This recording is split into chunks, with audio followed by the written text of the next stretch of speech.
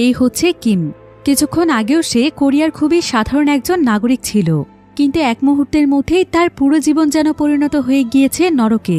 Kim খুবই সহজ সরল একজন ছাত্র এবং সামান্য ডেলিভারির কাজ করেই সে তার জীবন পরিচালনা করত। সে এতটাই ভালো মানুষ ছিল যে মানুষের উপকারে সে নিজের জীবন বাজি রাখতেও প্রস্তুত থাকত। কিন্তু তার এমন ভালো মানুষ হওয়াটাই যেন তার জীবনে কাল হয়ে দাঁড়ায়। কোনো অপরাধ না করেও সে হয়ে যায় কুখ্যাত একজন অপরাধী। দেশের যতগুলো রাজনৈতিক ক্ষমতাসম্পন্ন মানুষ ছিল তারা নিজেদের ক্ষমতা ধরে রাখার জন্য লড়তে থাকে তার বিরুদ্ধে। দুচোখ ভরা ছিল তার হাজারো স্বপ্ন, কিন্তু এই সমস্ত স্বপ্নগুলোই যেন মুহূর্তের মধ্যেই পরিণত হয়ে যায় দুঃস্বপ্নে।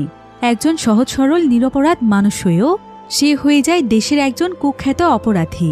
নিজেকে নির্দোষ প্রমাণ করার মতো আর কোনো রাস্তা নেই তার। তবে এক পর্যায়ে দেশের সমস্ত নিয়ম ভেঙে সে জেগে ওঠে সকল অন্যায়ের বিরুদ্ধে। কিন্তু কি এমন বিপ্লব ঘটেছিল এই গল্পে? কিভাবেই বা এই সহজ সরল মানুষটি পরিণত হয়েছিল অপরাধীতে? রাজনীতি যে আসলে কতটা জঘন্য হতে পারে এবং মানুষ তার ক্ষমতা ধরে রাখার জন্য কতটা নিচে নামতে পারে, আজকের এই গল্পটি তারই একটি উৎকৃষ্ট উদাহরণ। তাহলে চলুন ঘুরে আসা যাক সমাজের এক অন্ধকার রাজনীতির গল্প থেকে।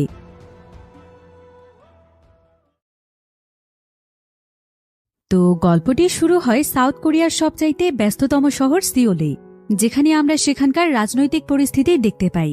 বর্তমানে দেশটিতে চলছিল নির্বাচনের সময়, তাই শহরটির বিভিন্ন জায়গাতে বিভিন্ন দলের মানুষেরা মিছিল এবং সমাবেশ করছিল। তো এখানেই আমরা ইয়ং নামক একজন ব্যক্তিকে দেখতে পাই। বর্তমানে সে কোরিয়ায় প্রেসিডেন্সিয়াল মনোনয়ন পেয়েছে, তাই সে প্রেসিডেন্ট হওয়ার জন্য বিভিন্ন জায়গাতে প্রচারণা চালাচ্ছে। আর তাই কোরিয়ার সমস্ত নিউজ চ্যানেলগুলোতে শুধুমাত্র তাকে নিয়েই নিউজ হচ্ছিল। তবে এ সময় আবার আরও একটি নিউজ ব্যাপক পরিমাণে ভাইরাল হচ্ছিল। নিউজটি মূলত ছিল কোরিয়ার সবচাইতে জনপ্রিয় অভিনেত্রী সোহিকে নিয়ে। আসলে কিম নামক একটি ছেলে নিজের জীবন বাজি রেখে তাকে কুখ্যাত একজন ছিনতাইকারীর হাত থেকে বাঁচিয়েছে। তাই কিম রাতারাতি একদম পুরো কোরিয়াতে ভাইরাল হয়ে যায়। এমনকি তাকে একজন আদর্শ নাগরিক হিসেবে আখ্যায়িত করা হয়। সেই সাথে রাষ্ট্রের বিভিন্ন উচ্চ পদের মানুষেরা তাকে পুরস্কৃত করে এবং জনগণের কাছেও সে একজন ভালো মানুষ হিসেবে পরিচিতি পায়। আর অল্প সময়ের মধ্যে সে পুরো কোরিয়াতে এত বেশি জনপ্রিয় হয়ে যায় যে মানুষ তাকে যেখানেই দেখতে পায় সেখানেই সবাই তার সঙ্গে ছবি তুলতে চায়। তবে কিম আসলে ছিল একজন ডেলিভারি বয়। সে খুবই সহজ সরল আর পরিশ্রমী একজন মানুষ। তবে পাশাপাশি সে এখনো একজন স্টুডেন্ট ছিল। অনেক পরিশ্রমের সাথে ডেলিভারির কাজ করে এখনো সে তার লেখাপড়া চালিয়ে যাচ্ছে। তবে কিম ছিল অনেক উদার মনের একজন মানুষ।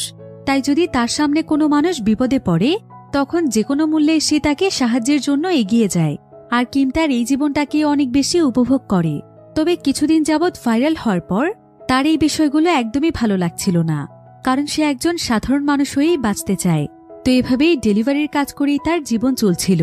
আর একদিন যখন সে কিছু পার্সেল নিয়ে সেগুলো ডেলিভারি করতে যায় তখন মাঝরাস্তায় জ্যামের কারণে সে সেখানে আটকা পড়ে যায়।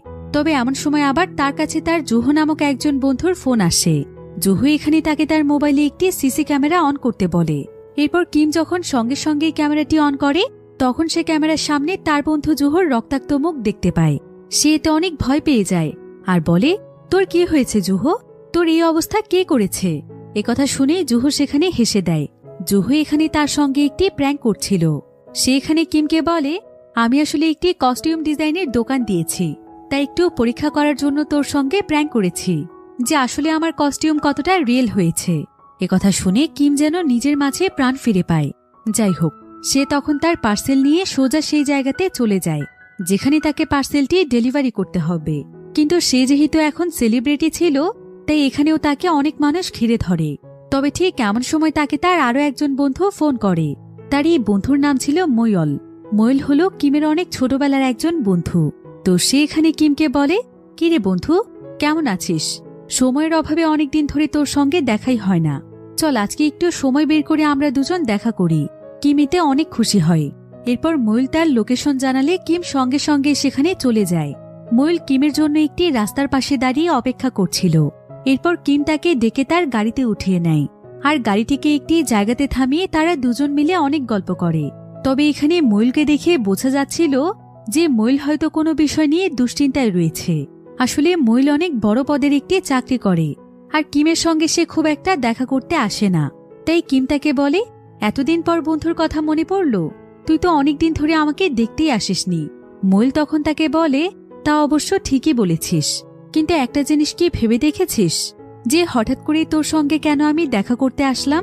কিম তখন বলে, আমি তোর বন্ধু হই, তাই তুই আমাকে দেখতে আসবি না, সেই জন্য এসেছিস। কিন্তু ময়ূল এখানে মন খারাপ করে তাকে বলে, শোন, তুই পৃথিবীটিকে যতটা সহজ মনে করিস সবকিছু ততটা সহজ নয়। এত সহজ সরল হলে পৃথিবীতে টিকে থাকা সম্ভব নয়। সে কিমকে আরো বলে, আমি একটা কাজ করতে যাচ্ছি, একটা জঘন্য কাজ।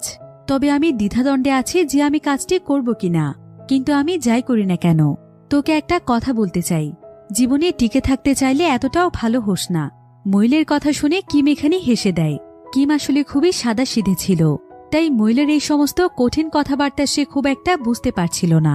সে তখন ময়ূলকে তার জন্য গাড়িতে অপেক্ষা করতে বলে, আর সে একটি পার্সেল হাতে নিয়ে সেই পার্সেলটিকে ডেলিভারি করতে যায়, যেটা তাকে ডেলিভারি করার জন্য ময়ূলই দিয়েছে। অন্যদিকে আমরা ইয়ংকে দেখতে পাই, যে কিনা প্রেসিডেন্সিয়াল মনোনয়ন পেয়েছে। সে তার গাড়িতে করে কোনো এক জায়গার উদ্দেশ্যে যাচ্ছিল। এদিকে ময়ূল কিমকে যেই জায়গাতে পার্সেলটি ডেলিভারি করতে বলেছে সেখানে গিয়ে কিম দেখতে পায় যে সেখানে কেউই নেই।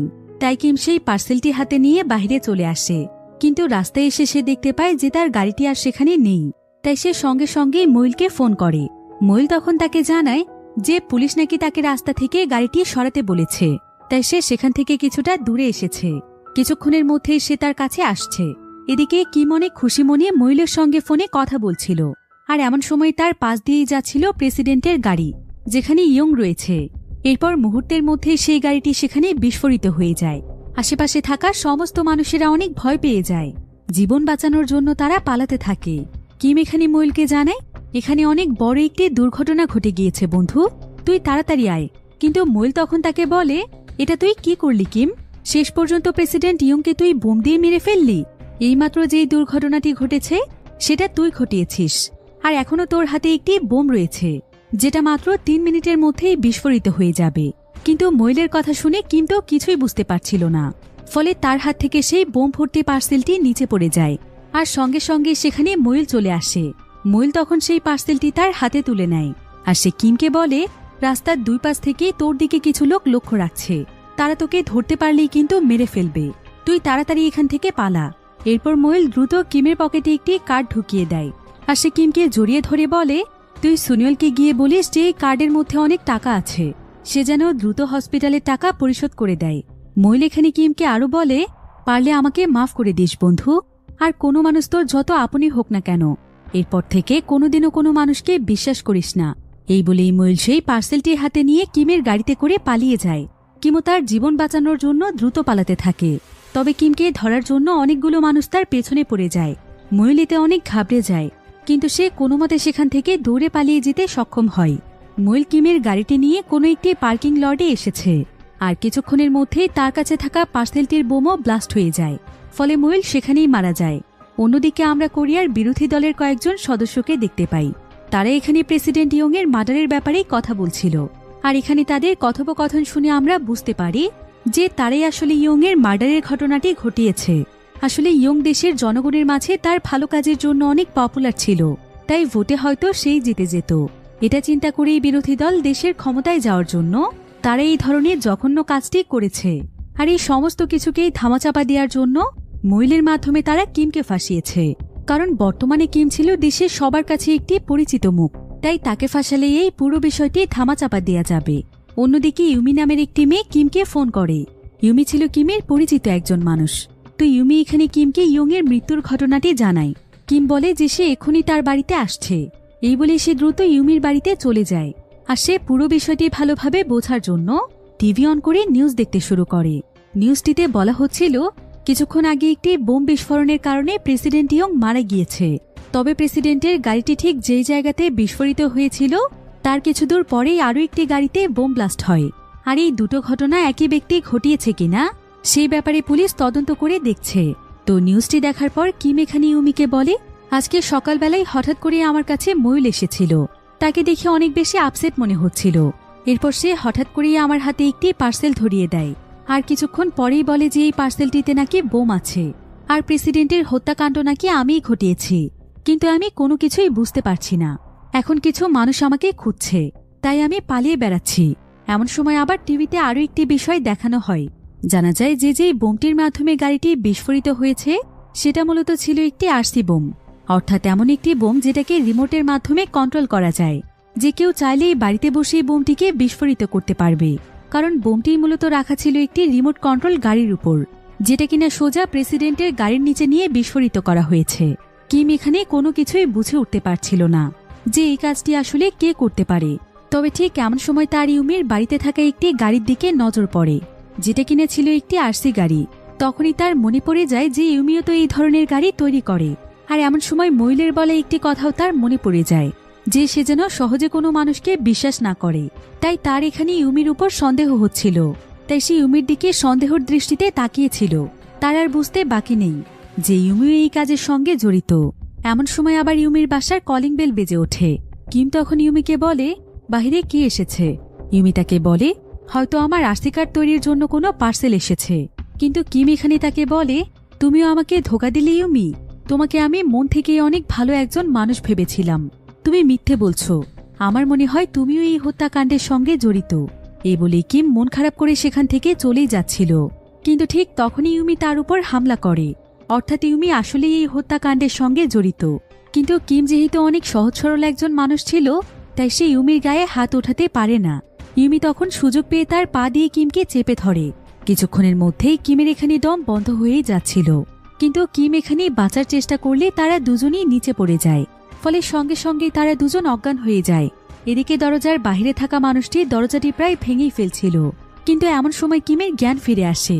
সে তখন দ্রুত সেখানকার জানালা দিয়ে কোনো মতে পালিয়ে যায়, কিন্তু সেই জানালা দিয়ে কেউ তার দিকে শুট করে। তবে এবারের মতো কিম বেঁচে যায়। তবে সেই লোকটি কিমকে আবারও ধাওয়া করতে শুরু করে। অন্যদিকে দেখা যায় যে দেশের অনেক বড় একটি সংগঠন কিমকে ধরার জন্য কাজ করছে। তারা সারাক্ষণ বিভিন্ন সিসি ক্যামেরার মাধ্যমে কিমের দিকে নজর রাখছে। অন্যদিকে কিম পালাতে পালাতে কোনো মতে একটি সুপার শপের মধ্যে ঢুকে যায়। সে সেখানে কেনাকাটার বাহানায় লুকিয়েছিল। তো এখানে যখন সে কিছু জিনিস কিনে কার্ডের মাধ্যমে সেটার বিল দেয়, ঠিক তখনই সঙ্গে সঙ্গে তার লোকেশন সেই টিমের কাছে চলে যায় যারা তাকে খুঁজছে। এখানে তাদের কথোপকথন শুনে বোঝাই যাচ্ছিল যে কিমের বিরুদ্ধে আসলে কত বড় ষড়যন্ত্র চলছে। তো এরপর কিম কোনোমতে সেই সুপার শপের বাথরুমে চলে আসে।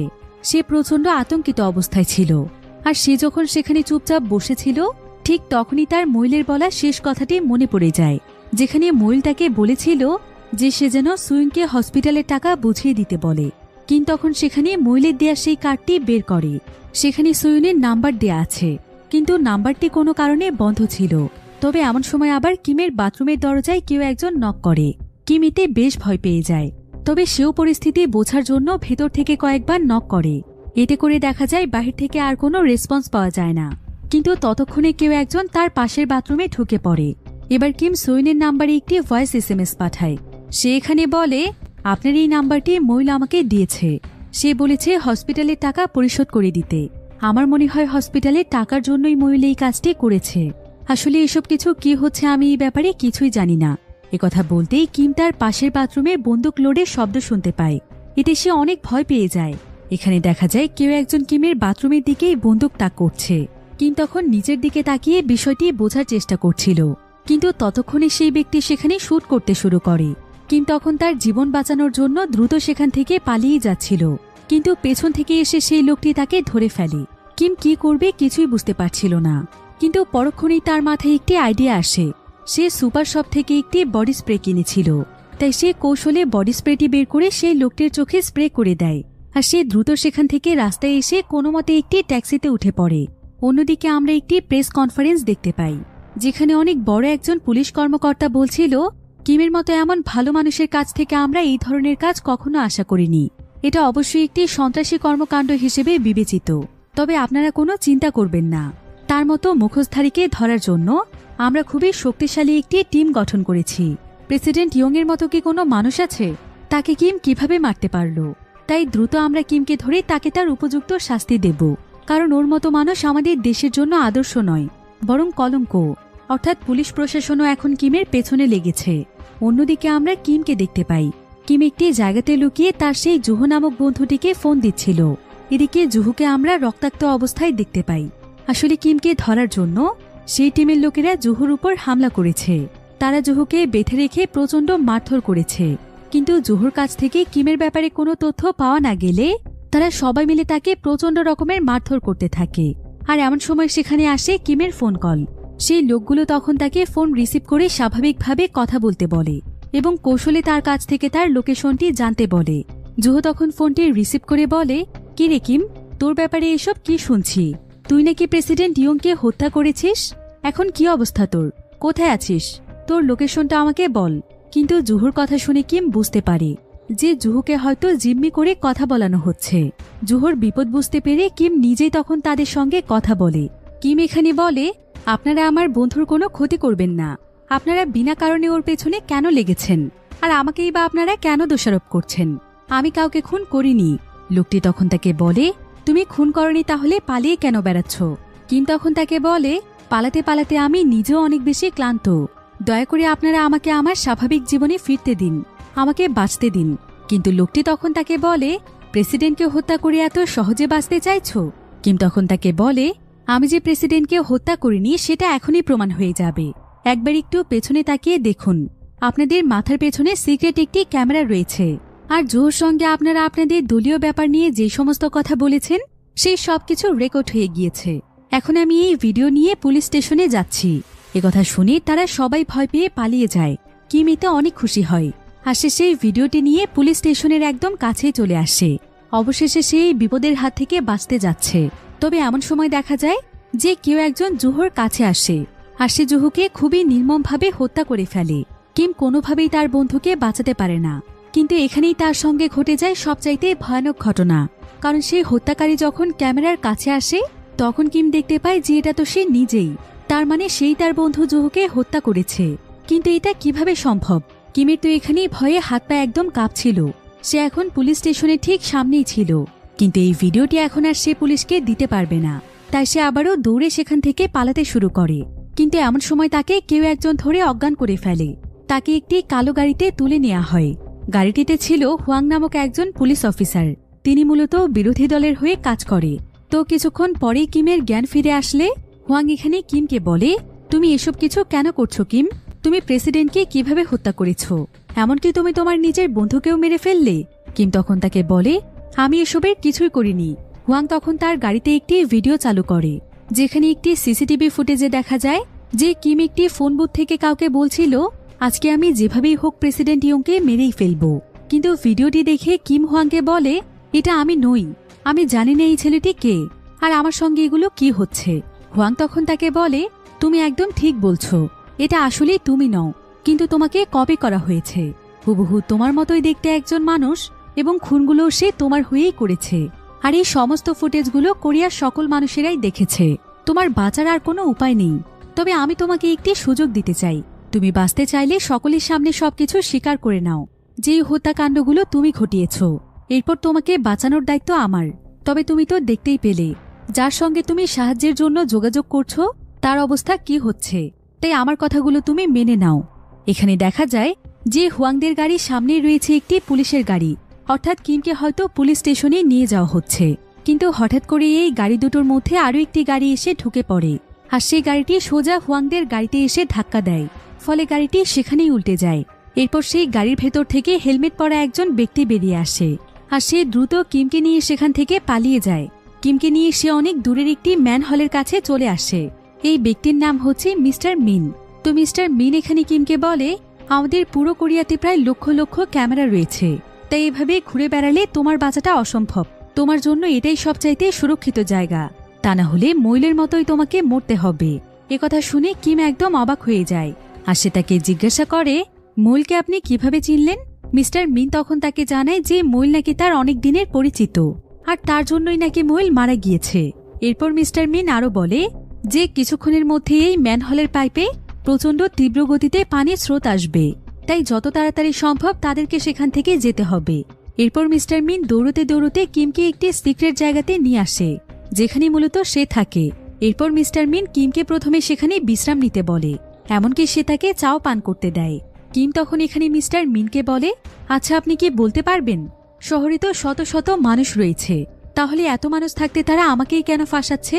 মিস্টার মিন তখন তাকে বলে, তোমাকে ফাঁসানোর মূল কারণ হচ্ছে তুমি অনেক ভালো একজন মানুষ। এমনকি তুমি খুবই সহজ সরল এবং বোকা প্রকৃতির মানুষ। তাই তারা ভালো করেই জানে যে তোমার যা কিছুই হয়ে যাক তুমি চাইলেও তাদের বিরুদ্ধে কোনো পদক্ষেপ নিতে পারবে না। তার উপর আবার তুমি শহরের সবার কাছে আদর্শ একজন মানুষ ছিলে। তাই কোনো আদর্শবান মানুষ যদি খুন করে ফেলে, এটা পুরো জাতির জন্য অনেক বড় একটি নিউজ। মানুষ সবসময় এই নিউজ নিয়ে চর্চায় থাকবে, যার ফলে অসৎ নেতাকর্মীদের সমস্ত কর্মকাণ্ড ধামাচাপা পড়ে যাবে। এবার বুঝতে পেরেছ সমাজে ভালো মানুষের কেন কোনো দাম নেই? এখানে কথা বলতে বলতে কিম আবার মিস্টার মিনের দেয়া চা পান করছিল, কিন্তু কিছুক্ষণের মধ্যেই সে তার চোখ দিয়ে ঝাপসা দেখতে শুরু করে এবং কিছুক্ষণের মধ্যেই সে অজ্ঞান হয়ে যায়। এরপর তার জ্ঞান ফিরে আসলে সে দেখতে পায় যে তাকে একটি চেয়ারের সঙ্গে শক্ত করে বেঁধে রাখা হয়েছে। মিস্টার মিন এখানে কাউকে ফোনের মাধ্যমে বলছিল যত দ্রুত সম্ভব টাকা রেডি করতে, কারণ কিম এখন তার কাছেই আছে। অন্যদিকে আমরা অফিসার হুয়াংকে দেখতে পাই। হুয়াং এখানে প্রেস কনফারেন্সে কথা বলার সময় মিন তাকে একটি মেসেজ করে, যেখানে সে তাকে জানায় যে কিম এখন তার কাছেই আছে, আর সে যদি মিনকে টাকা না দেয় তাহলে এক্ষুনি সে সাংবাদিকদের কাছে তার সমস্ত কার্যকলাপ ফাঁস করে দেবে। আসলে মিস্টার মিন হুয়াংয়ের ব্যাপারে আরও বেশ কিছু গোপন তথ্য জানে, তাই সে অফিসার হুয়াংকে টাকার জন্য ব্ল্যাকমেল করছিল। এখানে দেখা যায় যে মিস্টার মিন এখানে ভিড়ের মধ্যে একজন সাংবাদিক সেজে আছে, তাই হুয়াং এখানে তার একজন লোককে মিনকে যেভাবেই হোক ধরতে বলে। এদিকে হুয়াং কৌশলে প্রেস কনফারেন্সে বলে, যদি কোনো ব্যক্তির কাছে অপরাধীকে খুঁজে পাওয়া যায় তাহলে সেই ব্যক্তিকে সহ আমরা উপযুক্ত শাস্তি দেব। এসব কথা শুনে মিন বুঝতে পারে যে এভাবে আসলে সে কোনো টাকাই পাবে না, তাই সে সঙ্গে সঙ্গে কিমের কাছে আসে। আর সে কিমের হাত পা খুলে দিয়ে বলে, তুমি এখন চাইলে এখান থেকে চলে যেতে পারো, এখন আমার কাছে তোমার কোনো মূল্যই নেই, আর তোমাকে এভাবে বেঁধে রেখে কষ্ট দেওয়ার জন্য দুঃখিত। এই বলেই মিস্টার মিন গাড়ি নিয়ে সেখান থেকে চলেই যাচ্ছিল, কিন্তু এমন সময় তার কাছে কিম এসে বলে যে সে তার সঙ্গে থাকতে চায়, তার যাওয়ার মতো কোনো জায়গা নেই, তাই দয়া করে সে যেন তাকে তার সঙ্গে করে নিয়ে যায়। কিন্তু মিন তাকে রাখতে চাইছিল না, তাই সে তাকে রেখেই সেখান থেকে চলে যাচ্ছিল। কিন্তু কিছু দূর যাওয়ার পরেই তার কিমের জন্য অনেক মায়া হয়, ফলে সে ইশারা দিয়ে কিমকে তার গাড়িতে আসতে বলে। আর গাড়ি চালাতে চালাতে মিস্টার মিন এখানে কিমকে বলে যে কিম যদি বাঁচতে চায় তাহলে যত তাড়াতাড়ি সম্ভব তাকে সেই ছেলেটিকে খুঁজে বের করতে হবে যে কিনা তার চেহারা নকল করেছে, তবে সে নিজেকে নির্দোষ প্রমাণ করতে পারবে। অন্যদিকে দেখা যায় প্রেসিডেন্ট ইয়ং এর জায়গা এখন নতুন একজন প্রেসিডেন্টকে দেয়া হয়েছে, যার নাম হচ্ছে জো সি হুন। সে মূলত বিরোধী দলের লোক ছিল। এখন সে যেহেতু প্রেসিডেন্ট হয়েছে, তাই তার প্রধান কাজ হচ্ছে ইয়ং এর হত্যার বিচার করা, অর্থাৎ কিমকে খুঁজে বের করে তার উপযুক্ত শাস্তি দেয়া। অন্যদিকে আমরা মিস্টার মিনকে দেখতে পাই। মিস্টার মিন এখানে কিমের জন্য শহরের সমস্ত সার্জনদের একটি লিস্ট তৈরি করেছে, যারা কিনা প্লাস্টিক সার্জারি করে মানুষের চেহারায় পরিবর্তন ঘটায়। এরপর সে কিমকে বলে, যেহেতু অন্য কোনো মানুষ তোমার চেহারা চুরি করেছে তাহলে নিশ্চয়ই এটা কোনো সার্জনের কাজ হবে, আর যেই সার্জন এই কাজটি করেছে সে অবশ্যই কোনো না কোনো দিন তোমাকে সামনে থেকে দেখে গিয়েছে, তা না হলে এতটা নিখুঁতভাবে কারো চেহারা চুরি করা সম্ভব নয়। তাই এই পুরো লিস্টটি চেক করে একটু দেখো, এদের মধ্যে কাউকে তোমার চেনা মনে হয় কিনা। কিম তখন খুবই মনোযোগ দিয়ে সেই লিস্টটি দেখছিল, আর কিছুক্ষণ দেখার পরে সে একজন সার্জনকে চিনে ফেলে। কিম এখানে মিনকে জানায় যে ইউমি নাকি একদিন তার সঙ্গে এই ব্যক্তিকে দেখা করিয়ে দিয়েছে। সে বলেছিল যে বিঙ্গো নাকি তার কাজিন হয়। একথা শুনে মিনের আর বুঝতে বাকি থাকে না যে এই কাজটি তাহলে বিঙ্গো ছাড়া আর কেউই করেনি। এরপর তারা এখানে একটু রিসার্চ করে জানতে পারে যে বিঙ্গোর নাকি কিছুদিনের মধ্যেই ডিভোর্স হবে, আর তাদের ডিভোর্সের লয়ার ছিল ডোঙ্গিউ নামক একজন ব্যক্তি, যে কিনা কিমেরই ছোটবেলার অনেক প্রিয় একজন বন্ধু। বর্তমানে সে অনেক ভালো একজন লয়ার, তাই বিঙ্গোর ব্যাপারে সমস্ত তথ্য জানার জন্য কিম তার বন্ধু ডোঙ্গিউর সঙ্গে যোগাযোগ করে, আর সে তাকে জানায় যে তার বিঙ্গোর ব্যাপারে কিছু তথ্য প্রয়োজন। সে এখানে ডোঙ্গিউকে তার সঙ্গে এখন কি ঘটছে সেগুলোও জানায়। সে জানায় যে সে প্রেসিডেন্ট হত্যার মামলায় ফেঁসে গিয়েছে, তাই তার এখন সাহায্যের প্রয়োজন।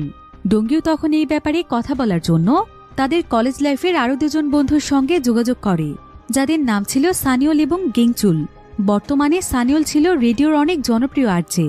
তো ডোঙ্গিউ এখানে কিমের পুরো বিষয়টি তাদের দুজনকে খুলে বলে, যেটা শুনে তারাও অনেক শক হয়ে যায়, কারণ তারা নিজেরাও জানে যে কিম আসলে কতটা ভালো মানুষ।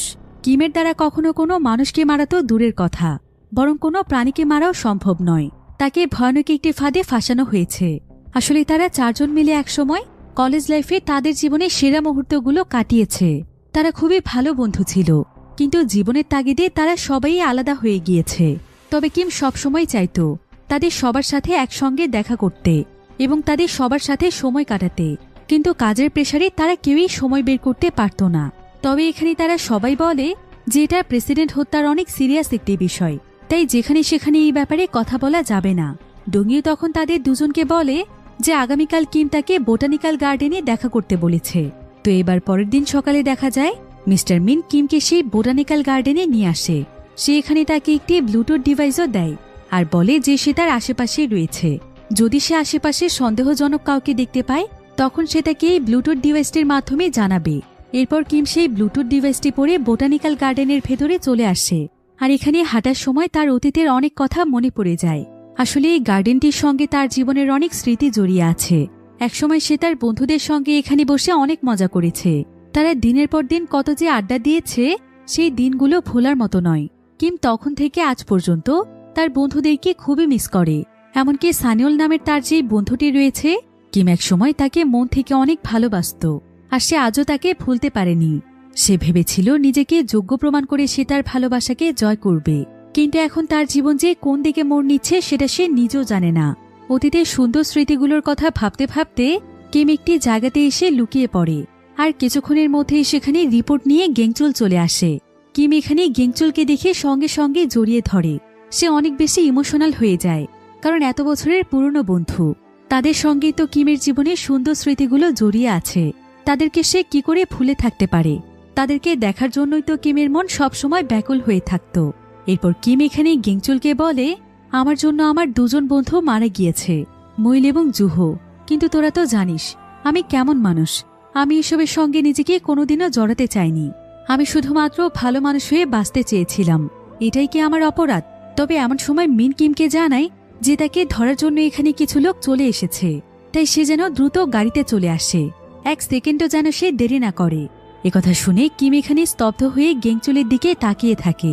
আর সে তাকে বলে, তুই আমাকে ধোঁকা দিলি বন্ধু, তোর কাছ থেকে এটা আমি কোনোদিনও আশা করিনি। কিন্তু গেংচুল তাকে বলে যে সে এই ব্যাপারে কিছুই জানে না। তারা হয়তো তাকে ফলো করতে করতে এখানে চলে এসেছে। কিন্তু কিম তার কোনো কথাই শোনে না। সে সেখান থেকে দৌড়ে পালিয়ে যাচ্ছিল, কিন্তু তাকে সেখানে দুজন লোক ধরে ফেলে। তবে কিম কোনোমতে তাদের হাত থেকে বেঁচে গাড়িতে উঠে পড়ে। তবে কিম আজকে প্রচণ্ড রকমের ভেঙে পড়েছিল। সে আর এমন জীবন চাইছে না যে জীবনে বন্ধুদেরকে সে বিশ্বাস করতে পারছে না। সে কোনো অপরাধ করা না সত্ত্বেও কুকুরের মতো তাকে দৌড়ে বেড়াতে হচ্ছে। এটা কি কোনো মানুষের জীবন হতে পারে? তবে মিন এখানে তাকে ভরসা দেয়। সে তাকে বলে যে সত্যের জয় একদিন হবেই। এরপর সেদিন সন্ধেবেলায় মিন একটি ক্যাসিনোতে সেই সার্জনকে খুঁজতে আসে। কিন্তু সেই সার্জন এখানে তার উপস্থিতি টের পেয়ে দ্রুত সেখান থেকে পালিয়ে যাওয়ার চেষ্টা করে। তবে মিন তাকে কোনো মতে ধরে ফেলে এবং সে তাকে মেরে ফেলার হুমকি দেয় আর বলে কিমের চেহারা কে নকল করেছে সেই ব্যাপারে তথ্য দিতে। সার্জন বিঙ্গো তখন বাধ্য হয়ে তাকে সমস্ত তথ্য দিয়ে দেয়। এমনকি সে জানায় যে এই কাজটি করার জন্য তাকে প্রচুর টাকা দেওয়া হয়েছে। আর যেই ব্যক্তি কিমের চেহারা নকল করেছে তার নাম হচ্ছে সিলিকন। তো মিন তখন এখানে সিলিকনের অ্যাড্রেস নেয়, কারণ এখন তাদেরকে সিলিকনকে খুঁজতে হবে। তাকে বের করতে পারলে কিমকে নির্দোষ প্রমাণ করা যাবে। কিন্তু কিম এখানে মিনকে বলে যে তার মনে একটি বিষয় নিয়ে অনেক সন্দেহ যাচ্ছে। সেটা হলো সিলিকন কেন এখানে নিজের অ্যাড্রেস দিয়ে যাবে। মিন তখন তাকে বলে এটা নিশ্চয়ই কিমকে ফাঁসানোর জন্যই কোনো ফাঁদ হতে পারে।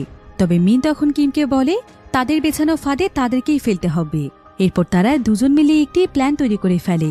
আর প্ল্যান মোতাবেক কিম পুলিশের কাছে একটি ভয়েস মেসেজ পাঠায়, যেখানে সে বলে, আমি হলাম কিম, প্রেসিডেন্ট ইয়ং এর হত্যাকারী। আমি আপনাদের কাছে আত্মসমর্পণ করতে চাই। আজ রাতে আমি হিলটাউন টাওয়ারে 320 নম্বর রুমে থাকব। আর এই পুরো অ্যাড্রেসটি ছিল কিন্তু নকল কিমের, অর্থাৎ সিলিকনের। তো কিমের এই মেসেজটি পাওয়ার পর বিরোধী দলের একটি সংগঠন হিলটাউন টাওয়ারে ছড়িয়ে পড়ে। তারা শত শত সিসি ক্যামেরার মাধ্যমে সেই বিল্ডিংটিকে পর্যবেক্ষণ করছিল, যাতে করে কিমকে দেখার সঙ্গে সঙ্গেই তারা মারতে পারে। তবে বিল্ডিংটির একটি নির্দিষ্ট সময়ে প্রচুর পরিমাণে ডেলিভারি ম্যানরা খাবার ডেলিভারি করতে আসে। আর এই সুযোগটিকেই কাজে লাগায় কিম। ছদ্মবেশে তাদের সঙ্গেই বিল্ডিংয়ের মধ্যে ঢুকে পড়ে, যার ফলে বিরোধী দলের লোকেরা বুঝতেই পারছিল না যে কোনটা কিম। এদের মধ্যে আবার মিনও ঢুকে সোজা বিল্ডিংয়ের ছাদে চলে যায়। এদিকে নিচের ফ্লোরে পুলিশ কর্মকর্তারাও চলে আসে। অন্যদিকে মিন সোজা যেতে থাকে 320 নম্বর রুমের দিকে, যেখানে বিরোধী দলের একজন লোক বন্দুক তাক করে আছে। কিন্তু এমন সময় মিন সেখানকার বিদ্যুৎ বন্ধ করে দেয়। আর এই সুযোগে সেই রুমের মধ্যে কিম ঢুকে পড়লে তখনই তার দিকে বন্দুক তাক করে সিলিকন। কিম এখানে সিলিকনকে দেখে একদম স্তব্ধ হয়ে যায়, কারণ সিলিকন পা থেকে মাথা পর্যন্ত হুবহু তার মতোই দেখতে ছিল। সিলিকন এখানে কিমকে প্রচণ্ড মারধর করে এবং তার দিকে বন্দুক তাক করে। তবে ততক্ষণে দরজার বাহিরে পুলিশ চলে আসে। এদিকে সিলিকন এখানে কিমকে গুলি করতেই যাচ্ছিল, কিন্তু এমন সময় আবার জানালা দিয়ে মিন চলে আসে। আর ঠিক তখনই রুমের ভেতর থেকে বন্দুকের আওয়াজ পাওয়া যায়। ফলে সঙ্গে সঙ্গে একজন পুলিশ অফিসার দরজা ভেঙে রুমটির ভেতরে ঢুকে পড়ে। এখানে দেখা যায় যে সিলিকন কিমকে গুলি করে হত্যা করেছে, আর তার লাশের পাশেই বসে আছে মিন। এদিকে খুব দ্রুত সেখানকার জানালা দিয়ে পালিয়ে যায় সিলিকন। বিরোধী দলের একটি গাড়ি এসে সিলিকনকে সেখান থেকে নিয়ে যায়, যাতে করে সে পুলিশের হাতে ধরা না পড়ে। এদিকে পুলিশেরাও কিমের লাশটি নিয়ে চলে যায়, কিন্তু হঠাৎ করে দেখা যায় এখানে বিরোধী দলের একজন মিনের উপর হামলা করে। সে এখানে মিনকে গুলি করে দেয়, আর মিনের সঙ্গে তার প্রচণ্ড লড়াই হয়, যার ফলে তারা দুজনই সেখানে মারা যায়। এবার পরের দিন সকালে নিউজে দেখা যায় যে পুরো কোরিয়াতে কিমকে নিয়ে নিউজ হচ্ছিল যে কিম মারা গিয়েছে, অর্থাৎ ইয়ংয়ের হত্যার বিচার হয়ে গিয়েছে। তাই এখন এই কেসটিকে পুরোপুরিভাবে বন্ধ ঘোষণা করা হয়েছে। এদিকে কিমের বন্ধুরা যখন জানতে পারে যে কিম আর বেঁচে নেই, তখন তারা সবাই প্রচণ্ড ভেঙে পড়েছিল এবং তারা নিজেরাই নিজেদের বিবেকের কাছে লজ্জিত হচ্ছিল যে তারা সবাই জানত যে কিম নির্দোষ, তারপরও তারা কিমের জন্য কিছুই করেনি। অন্যদিকে আমরা সিলিকনকে দেখতে পাই, আর এখানেই আবার গতকাল রাতের একটি ফ্ল্যাশব্যাক দেখানো হয়, যেখানে দেখা যায় যে সিলিকন যখন কিমকে গুলি করতেই যাচ্ছিল, তখন সেখানে মিন এসে সিলিকনের হাত থেকে বন্দুকটি কেড়ে নেয়, আর মিনি তখন সিলিকনকে গুলি করে মেরে ফেলে। এরপর সিলিকনের সঙ্গে সে কিমের পোশাক বদলে দেয়, আর কিমকে সিলিকন সাজিয়ে সেখান থেকে বের করে দেয়। অর্থাৎ গতকাল রাতে মারা গিয়েছে সিলিকন, কিম বেঁচে আছে, যেটা এখন পর্যন্ত কেউ জানে না। অন্যদিকে দেখা যায় যে কিমের বন্ধু গেংচুল এখানে মিডিয়ার সামনে বলে, প্রেসিডেন্টকে আমার বন্ধু কিমি হত্যা করেছে। কিম কখনোই কোনো ভালো মানুষ ছিল না, ওর মতো মুখোশধারী মানুষ আমাদের সমাজের জন্য কলঙ্ক ছিল। ভালোই হয়েছে ও মারা গিয়েছে, তা না হলে যে ওর হাতেই কত মানুষের মৃত্যু হতো সেটা কেউ জানে না। ও খুবই জঘন্য একজন মানুষ ছিল। এদিকে গেংচুলের এই সমস্ত কথাই শুনছিল কিম। কিম এতে খুবই কষ্ট পায়, কারণ যেই বন্ধুকে সে এতদিন মন থেকে ভালোবেসেছে, সেই বন্ধুই কিনা আজকে তার নামে মিডিয়ার সামনে মিথ্যে সাক্ষী দিচ্ছে। তাহলে কি সে তার পুরো জীবনটাই ভুলের মধ্যে কাটিয়েছে? কিন্তু ঠিক এমন সময় আবার গেংচুল বলে ওঠে, আমি আমার বন্ধুর নামে এসব কোনো কথাই বলতে চাইনি, আমাকে জোর করে বলানো হচ্ছে। কিমের মতো ভালো মানুষ আর একটাও ছিল না। আমি এখন গর্ব করে বলছি যে কিম আমার বন্ধু ছিল। আপনারা দয়া করে কিম হত্যার বিচার করুন। কিন্তু এসব কথা বলতেই পুলিশ এখানে গেংচুলকে টেনে নিয়ে যায়। এবার পরের দিন সকালবেলা সানিউল রেডিওতে একটি প্রোগ্রাম করছিল, আর ঠিক এমন সময় তার কাছে কিমের একটি ফোন আসে। কিম সানিউলকে সমস্ত ঘটনা খুলে বলে। সে তাকে জানায় যে সে এখনো বেঁচে আছে।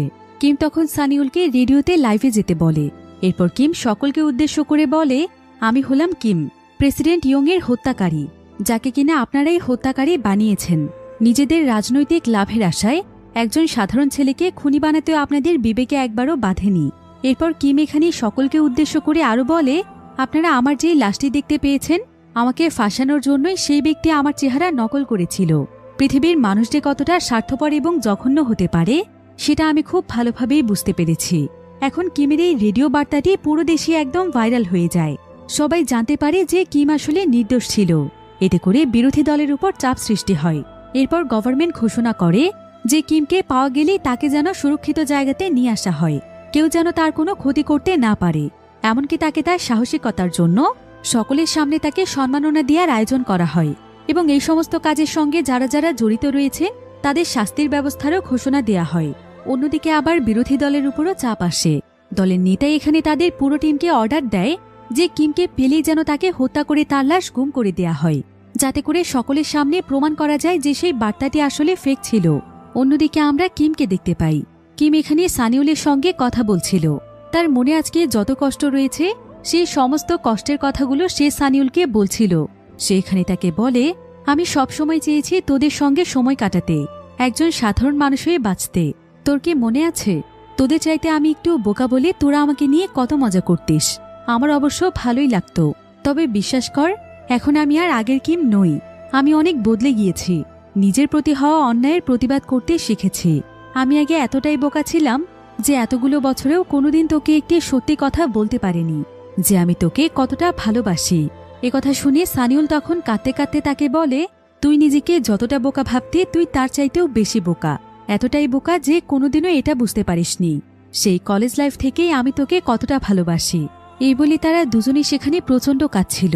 কিম তখন বলে, তুই কোনো চিন্তা করিস না সানিউল, দেখে নিস আমি সবকিছু আবারও আগের মতো করে ফেলব। আমরা বন্ধুরা মিলে আবারও অনেক মজা করব। একসঙ্গে সবাই অনেক সময় কাটাবো। তোদের মতো বন্ধু পাওয়াটা অনেক ভাগ্যের ব্যাপার। এরপর সমস্ত নিউজ চ্যানেলগুলোতে দেখানো হচ্ছিল যে আজকে বিকেল 4টার সময় কিম নাকি সবার সামনে আসবে। শহরের জনগণেরা এতে অনেক উচ্ছ্বসিত হয়ে পড়ে। তারা আসলে কিমকে এখন নিজেদের আইডল ভাবছিল। কিভাবে সাহস নিয়ে অন্যের সঙ্গে লড়াই করতে হয় সেটা কিম তাদের সবাইকে শিখিয়েছে। অন্যদিকে দেখা যায় বিরোধী দলের লোকেরা কিমকে পেয়ে গিয়েছে। কিম বাঁচার জন্য একটি ম্যানহোলের মধ্য দিয়ে দৌড়চ্ছিল। তবে এক পর্যায়ে তারা তাকে ধরে ফেলে। তারা কিমকে প্রচণ্ড মারধর করে। এরপর একজন কিমের দিকে বন্দুক তাক করে তাকে মারতেই যাবে, কিন্তু এমন সময় কিম কিছু একটা চিন্তা করে অদ্ভুতভাবে হাসে। আর সে তাদেরকে বলে, তোরা সাঁতার কাটতে পারিস তো? এবার পরক্ষণেই দেখা যায় যে সেই ম্যানহলের পাইপলাইনের মধ্য দিয়ে অনেক তীব্র গতিতে প্রচুর পরিমাণে পানির স্রোত ধেয়ে আসছে।